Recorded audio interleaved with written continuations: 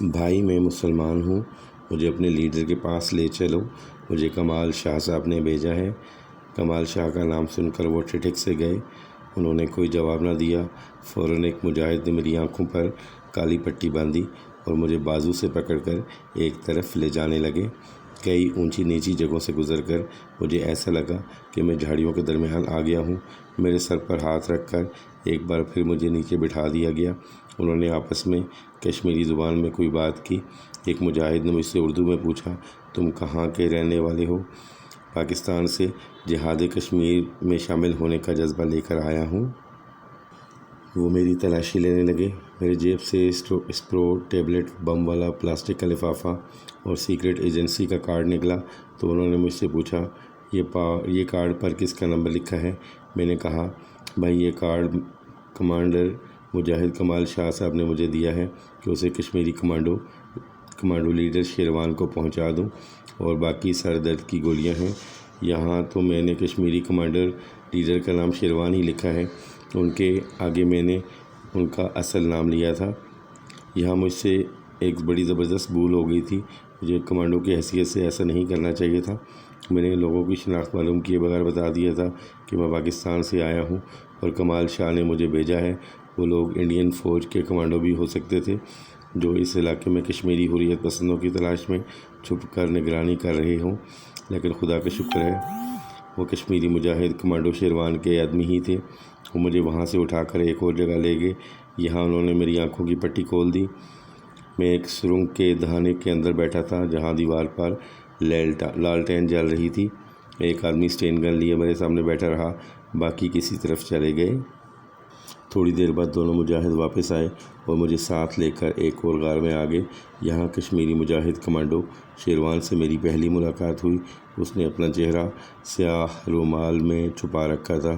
وہ چوڑے قد کاٹ کا ایک جوان آدمی تھا۔ آنکھیں چیتے کی آنکھوں کی طرح چمک رہی تھیں۔ اسٹین گن اپنے گھٹنوں پر رکھی تھی۔ وہ کمانڈو کی وردی میں تھا۔ اس نے مجھ سے پوچھا، تمہارے پاس کیا ثبوت ہے کہ تمہیں کمال شاہ صاحب نے یہاں بھیجا ہے؟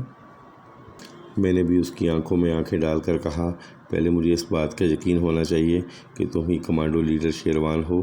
اس کے تینوں ساتھی وہیں موجود تھے۔ غار میں 2-3 سیکنڈ کے لیے خاموشی چھا گئی۔ میں نے بڑا معقول سوال کیا تھا۔ وہ مسکرانے لگا، پھر کہا، دلی میں تم کس آدمی سے ملے تھے؟ میں نے گل خان کا نام لے لیا۔ کمانڈو شیروان نے دوسرا سوال کیا، جموں میں کس کے پاس ٹھہرے تھے؟ میں نے صادق کا نام لیا تو شیروان بولا، اس نے تمہیں میری اور اپنی شناخت کے لیے کوئی خفیہ لفظ ضرور بتایا ہوگا، کیا تم بتا سکتے ہو؟ میں نے صادق کا بتایا ہوا اردو کا شعر پڑھ کر سنایا تو کمانڈو شیروان نے پوچھا، جس شاعر کا یہ شعر ہے اس کا نام کیا ہے؟ اس سوال سے اس بات کی تصدیق ہو گئی کہ کمانڈو شیروان ہی ہے۔ شیروان کو بھی یقین ہو گیا تھا کہ میں صحیح آدمی ہوں۔ مجھے کمال شاہ صاحب نے ہی گل خان اور جموں والے صادق صاحب کی رہنمائی میں اس کے پاس بھیجا ہے۔ کمانڈو شیروان مسکراتے ہوئے بولا، مجھے تو یقین ہو گیا ہے کہ تم اپنے آدمی ہو۔ میرا خیال ہے تمہیں بھی یقین آ جانا چاہیے کہ تم کمانڈو شیروان کے سامنے بیٹھے ہو۔ میں نے مسکرا کر کہا، جی ہاں، مجھے یقین آ گیا ہے، اب کسی شک و شبے کی گنجائش نہیں ہے۔ کمانڈو شیروان نے اٹھ کر مجھ سے مصافحہ کیا، پھر گلے ملا اور اپنے ساتھیوں سے کہا، تم لوگ اپنی اپنی ڈیوٹی پر جاؤ اور ہمارے لیے چائے بھجوا دو۔ اب غار میں میں اور کمانڈو شیروان دونوں اکیلے تھے۔ میری جیب سے انڈین سیکرٹ پولیس کا خاص نمبر والا جو کارڈ نکلا تھا، وہ کارڈ اور اسپرو ٹیبلٹ بم کی گولیوں والا لفافہ کمانڈو شیروان کے ہاتھ میں تھا۔ اس کے مجاہد میری تلاشی کے بعد یہ چیزیں اس کے حوالے کر چکے تھے۔ کمانڈو شیروان نے اسپرو کی گولیوں کو دیکھ کر کہا، یہ تو سر درد کی گولیاں ہیں، مگر یہ کارڈ پر کس کا نمبر لکھا ہوا ہے؟ میں کشمیری کمانڈو شیروان سے ان چیزوں کا راز نہیں چھپا سکتا تھا۔ میں نے دونوں چیزوں کی اصل حقیقت بیان کر دی۔ انڈین سیکرٹ پولیس کے خفیہ نمبر والا کارڈ دیکھ کر وہ خوش ہوا، کہنے لگا، یہ نمبر بہت کام آ سکتا ہے۔ باقی یہ اسپرو ٹیبلٹ بم والی گولیاں خاص بھارتی فوجی اور پولیس افسروں کو ٹھکانے لگانے میں ہماری مدد کر سکتی ہیں، لیکن یہ گولی کسی کو کھلانے کے لیے اس شخص کا اعتماد حاصل کرنا بھی ضروری ہوگا۔ ایسا تو کسی خاص مشن میں ہی ممکن ہو سکتا ہے۔ بہرحال یہ گولیاں تم اپنے پاس رکھو۔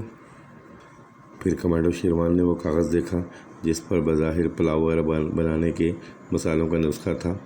اس کے بارے میں اس نے بتایا کہ یہ ایکسپلو بم بنانے کا فارمولہ ہے۔ تو اس نے گل خان کی فنی مہارت کی بڑی تعریف کی اور کہنے لگا کہ نسخہ ہم یہاں محفوظ جگہ پر سنبھال کر رکھیں گے، گولیاں تم اپنے پاس ہی رکھو کیونکہ آئندہ کسی کمانڈو مشن میں یہ استعمال کی جا سکتی ہیں۔ اس کے بعد کمانڈو شیروان نے مجھے کشمیر کے محاذ کی ساری صورتحال سمجھائی اور دل کھول کر بتایا کہ کہاں کہاں انڈین ملٹری فورس نے اپنے مورچے اور فیلڈ ہیڈ کوارٹر بنا رکھے ہیں۔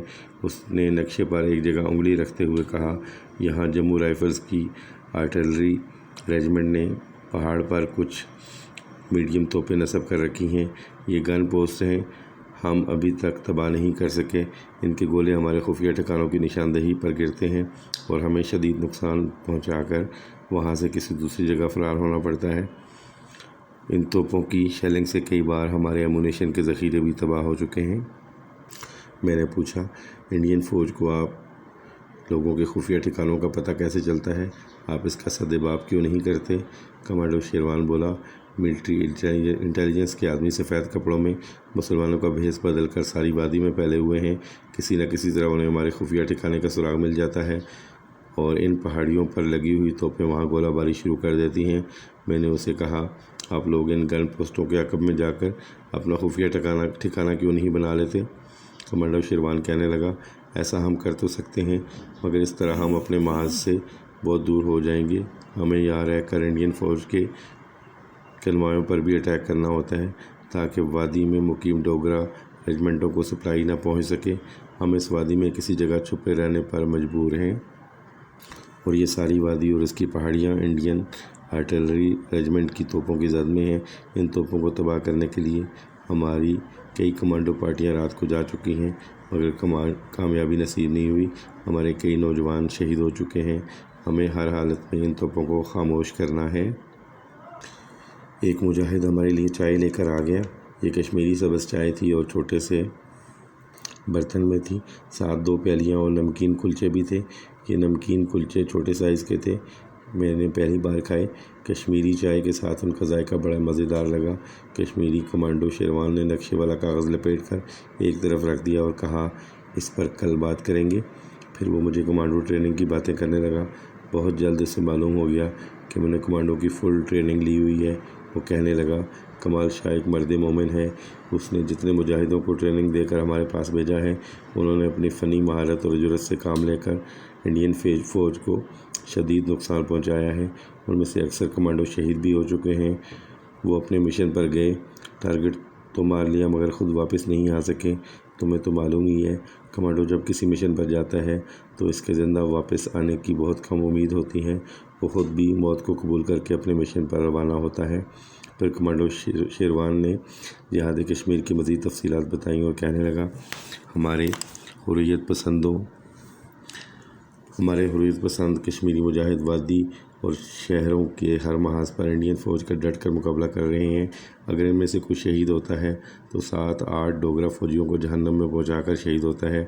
ہم کشمیری کمانڈو ہیں، ہمارا کام محاذ سے پیچھے ان پہاڑیوں میں ہی رہ کر انڈین فوج کی سپلائی کانوائیوں اور ان کے ایمونیشن ڈپوؤں اور دوسری فوجی تنصیبات پر کمانڈو اٹیک کر کے انہیں تباہ کرنا ہے، لیکن انڈین آرٹلری کی یہ توپیں ہر جگہ وادی میں ہمارا پیچھا کرتی ہیں، ہمیں کسی ایک جگہ پر بیٹھ کر کسی مشن کی سکیم تیار نہیں کرنے دیتی۔ اس ہائیڈ آؤٹ میں ہمیں صرف 2 روز ہی ہوئے ہیں۔ ابھی تک انڈین ملٹری انٹیلیجنس کو ہمارے اس ہائیڈ آؤٹ کا سراغ نہیں مل سکا۔ جیسے ہی کسی جاسوس نے اس پہاڑی کی نشاندہی کی، یہاں توپوں کی شیلنگ شروع ہو جائے گی۔ ہمارے لیے سب سے بڑی پرابلم یہ ہے کہ ہم ان پہاڑیوں کے علاوہ اور کسی طرف نہیں جا سکتے کیونکہ جموں سے سری نگر جانے والی سڑک ان پہاڑیوں پر سے ہی گزرتی ہے اور ملٹری سپلائی اور ایمونیشن لے کر فوجی ٹرک اسی سڑک پر سے گزرتے ہیں جنہیں ہمیں ہر حالت میں تباہ کرنا ہوتا ہے۔ ہم چائے بھی پیتے رہے اور ساتھ ساتھ باتیں بھی کرتے رہے۔ کمانڈو شیروان کی زبانی مجھے جہاد کشمیر کے تقریباً ہر محاذ کی تفصیل معلوم ہو گئی۔ شیروان کہنے لگا، اس وقت ہمارا سب سے پہلا ٹارگٹ جنوبی پہاڑیوں پر لگی آرٹلری کی توپیں ہیں۔ میں نے اس سے کہا، یہ کل کتنی توپیں ہیں؟ کمانڈو شیروان نے کہا، فائرنگ کے وقت صرف 4 توپیں پوائنٹ آؤٹ ہوتی ہیں اور یہ جنوبی پہاڑ کی ڈھلوان اور چوٹی پر فاصلے پر نصب ہیں۔ میں صبح کے وقت تمہیں یہ جگہ دور سے دکھاؤں گا۔ ہماری جتنی کمانڈو پارٹیاں ان توپوں کو تباہ کرنے کے لیے گئی ہیں ان میں سے صرف ایک مجاہد شدید زخمی حالت میں کسی نہ کسی طرح واپس آنے میں کامیاب ہوا ہے۔ ہمارے کئی جوان کمانڈو واپس نہیں آ سکے، یا تو وہ وہیں شہید ہو گئے یا انہیں بھارتی فوج نے پکڑ لیا۔ جو زخمی مجاہد واپس آنے میں کامیاب ہوا تھا اس نے بتایا ہے کہ وہ صرف ایک توپ کے بنکر تک ہی پہنچ سکا تھا۔ یہ توپ سیمنٹ کی موٹی دیوار کے اندر لگی ہوئی تھی اور وہیں مشین گن پوسٹ بھی ہے جو ذرا سے شک پڑنے پر اندھا دھند گولیوں کی بوچھاڑیں مارنے لگتی ہیں۔ رات کے 10 بجے میں نے کشمیری کمانڈو لیڈر شیروان کے ساتھ کھانا کھایا اور وہیں پڑھ کر سو گیا۔ دوسرے روز کافی دن چڑھے اٹھا، میری کئی دنوں کی نیند پوری ہو گئی تھی۔ یاد رکھیں کمانڈو چاہے کتنا ہی فولاد کا آدمی کیوں نہ ہو، ایک وقت آتا ہے کہ اسے بھی اپنی نیند پوری کرنی ہوتی ہے اور اپنے جسم کی توانائی بحال کرنی ہوتی ہے۔ کمانڈو لیڈر شیروان رات کو 3 آدمیوں کے ساتھ کسی مشن پر گیا ہوا تھا۔ وہ دوپہر کے وقت آیا، اس وقت ہلکی ہلکی بارش ہو رہی تھی، سردی اچھی خاصی تھی۔ کمانڈو شیروان نے مجھے بتایا کہ اسے خبر ملی تھی کہ انڈین آرمز بریگیڈ کا ایک کانوائے گزرنے والا ہے۔ ہم ساری رات ایک جگہ گھات لگا کر بیٹھے رہے مگر کانوائے نہیں آیا۔ معلوم ہوتا ہے شیڈول میں کوئی تبدیلی ہو گئی ہوگی۔ تم سناؤ، رات اچھی طرح سے گزری؟ آؤ بیٹھ کر کچھ کھا پی لیں، پھر نئے مشن پر بات کریں گے۔ ہم نے خفیہ غار میں بیٹھ کر کھانا کھایا۔ اس وقت وادی کشمیر کے آسمان پر بادل چھائے ہوئے تھے اور ہلکی بارش کا سلسلہ جاری تھا۔ کھانا کھانے کے بعد کشمیری لیڈر نوشیروان نے کہا، تمہیں یہ لباس تبدیل کر دینا چاہیے، یہاں موسم سرد ہے۔ اس نے میرے لیے کمانڈو کی نئی وردی منگوائی۔ یہ کوئی خاص وردی نہیں تھی، بھورے رنگ کی گرم پتلون، گرم قمیض اور گرم جیکٹ تھی۔ سر پر میں نے کشمیری حریت پسند کمانڈوز کی طرح سے رومال باندھ لیا، مگر شیروان کی طرح میں نے بھی اپنے منہ کو نہ ڈھانپا۔ جس وقت شیروان کو یقین ہو گیا کہ میں ان کا اپنا آدمی ہوں، تب اس نے اپنے منہ کے آگے سے سیاہ کپڑا ہٹا دیا تھا۔ اب اس نے بھی صرف اپنے سر پر وہ رومال باندھا ہوا تھا۔ ہم نے ظہر کی نماز غار میں ہی پڑھی۔ نماز کے بعد ہم نے آزادی کشمیر کے لیے خدا کے حضور دعا مانگی۔ غار کے اندر اندھیرا ہونے کی وجہ سے لالٹین ہر وقت روشن رہتی تھی۔ کمانڈر نوشیروان نے جیب میں طے کیا ہوا نقشہ نکال کر اپنے گھٹنوں پر پھیلایا۔ بھارتی فوج نے جو جنوبی پہاڑ پر توپیں لگا رکھی تھی ان کی پوزیشن مجھے سمجھانے لگا۔ ابھی اس گفتگو کو شروع کیے 1 منٹ ہی ہوا ہوگا کہ ہمیں غار کے باہر ایک خاص قسم کی سیٹی کی آواز سنائی دی۔ ہم دونوں سمجھ گئے کہ یہ دشمن کے توپ کے گولے کی آواز ہے جو ابھی ہمارے اوپر آ کر گرے گا، مگر ہم پہاڑی کے اندر تھے۔ اتنے میں غار کے باہر دھماکہ ہوا اور اس کے بعد گولہ باری شروع ہو گئی۔ گولے ہمارے غار کے ارد گرد پڑ رہے تھے۔ کمانڈو شیروان اور میں غار سے نکل کر باہر نکل آئے۔ ہمارے دوسرے حریت پسند کشمیری کمانڈو ساتھی ایک جگہ سے ایمونیشن کے باکس نکال کر غار کے عقبی پہاڑی کی طرف دوڑ کر لے جا رہے تھے۔ ساری وادی توپوں کی گولہ باری سے گونج رہی تھی۔ کمانڈو شیروان نے کہا، معلوم ہوتا ہے دشمن کو خبر مل گئی ہے کہ ہمارا نیا ہائیڈ آؤٹ کہیں اس پہاڑی میں ہے، جلدی سے پیچھے کی طرف نکل چلو۔ انہوں نے دوسری جگہ پہلے سے چن رکھی تھی۔ یہ وہاں سے دور ایک پہاڑی کے پیچھے جو چٹانیں تھیں، وہاں ایک بہت بڑی چٹان کے اندر والا قدرتی غار تھا۔ اس کے آگے سے تیز رفتار پہاڑی ندی گزرتی تھی۔ چٹان کے غار تک جانے کے لیے خفیہ راستہ تھا۔ ہم توپوں کی گولہ باری میں وہاں سے اپنا سارا اسلحہ اور ایمونیشن نکال کر نئی جگہ پر لے آئے۔ جنوبی پہاڑ کی ڈھلان اور چوٹی پر لگی ہوئی بھارتی آرٹلری کی 4 توپیں وقفے سے پہاڑ پر ایک ہی جگہ گولے باری کر رہی تھیں۔ ہمارا کوئی کشمیری مجاہد نہ زخمی ہوا نہ شہید۔ نئی چٹانیں غار میں آ کر شیروان کہنے لگا، یہ ڈرامہ ہمارے ساتھ پچھلے کئی مہینوں سے کھیلا جا رہا ہے۔ آس پاس وادی میں چرواہوں اور کسانوں کے بھیس میں پھرتے بھارتی ملٹری انٹیلیجنس کے جاسوسوں کو ذرا ہمارے ٹھکانے کا سراغ ملتا ہے تو اوپر کے پہاڑیوں سے اس مقام پر شیلنگ شروع ہو جاتی ہے۔ بھارتی فوج اس طرف خود آ کر چھاپا مارنے سے گھبراتی ہے۔ ایک بار ہمارے دوسری محاذ پر وہ ایسی غلطی کر بیٹھے تھے۔ ہمارے حریت پسند مجاہد ہائیڈ آؤٹس میں پہلے ہی تیار بیٹھے تھے۔ انڈین فوج کی پلاٹون جیسے ہی پہاڑی جنگل میں داخل ہوئی، ان پر چٹانوں اور درختوں کو پیچھے سے گولیوں اور گرینیڈوں کی بارش شروع ہو گئی۔ ایک بھی بھارتی فوجی بچ کر نہیں گیا تھا۔ میں نے کمانڈو شیروان سے کہا، میرے ساتھ اپنا ایک کمانڈو کر دو، میں آج رات ہی یہ توپیں تباہ کرنے کے مشن پر جاتا ہوں۔ کمانڈو شیروان نے کہا، میں خود تمہارے ساتھ جاؤں گا۔ میں نے مسکرا کر کہا، کمانڈر ایک محاذ پر ایک وقت میں صرف ایک ہی جرنیل کو لڑنا چاہیے، تم یہاں پیچھے رہو گے، کوئی مجاہد میرے ساتھ کر دینا جو ان پہاڑی راستوں سے اچھی طرح واقف ہو، باقی میں سنبھال لوں گا۔ بارش بھی ہو رہی تھی، خدا کرے کہ یہ بارش رات بھر جاری رہے، ایسے خطرناک کمانڈو مشن کے لیے بارش بڑی فائدہ مند ثابت ہوتی ہے۔ نئے ہائیڈ آؤٹ میں آ کر میں نے ایک بار پھر نقشوں پر توپوں کی پوزیشن کا اندازہ لگایا۔ اس وقت یہ توپیں شیلنگ کر رہی تھی۔ اس وقت میں نے ایک ٹیکری پر کھڑے ہو کر سامنے والے پہاڑ کا ڈھلان کو غور سے مشاہدہ کیا۔ توپ جب گولہ فائر کرتی ہے تو رات کے وقت اس میں سے شعلہ نکلتا دکھائی دیتا ہے، لیکن دن کے وقت صرف دھواں نکلتا ہے۔ یہ دن کا وقت تھا۔ میں نے دیکھا کہ پہاڑ کی ڈھال پر 4 جگہوں سے گولے فائر ہو رہے تھے۔ ان 4 جگہوں سے فائرنگ کے بعد دھواں نکلتا دیکھ کر میں نے اندازہ لگایا تھا کہ توپیں پہاڑ کی چوٹی سے کافی نیچے ایک لائن میں نصب کی گئی ہیں، اور ان چاروں کے درمیان میرے حساب سے زیادہ 60-70 گز کا فاصلہ تھا، جو پہاڑی جنگل ہونے کی وجہ سے 100 گز بھی ہو سکتا تھا۔ یہ ساری باتیں میں نے اپنے ذہن میں بٹھا لی تھیں، اور اس کی روشنی میں نقشے پر کشمیری کمانڈر شیروان کے لگائے ہوئے پینسل کے نشانات دیکھ رہا تھا۔ جب میں نے ساری پوزیشنیں ذہن میں اچھی طرح بٹھا لی تو کمانڈو لیڈر شیروان سے کہا، میرا خیال ہے ہمیں اسی وقت اپنے مشن پر نکل جانا چاہیے۔ تو ناظرین، اس کے ساتھ ہی یہ قسط اپنے اختتام کو پہنچی۔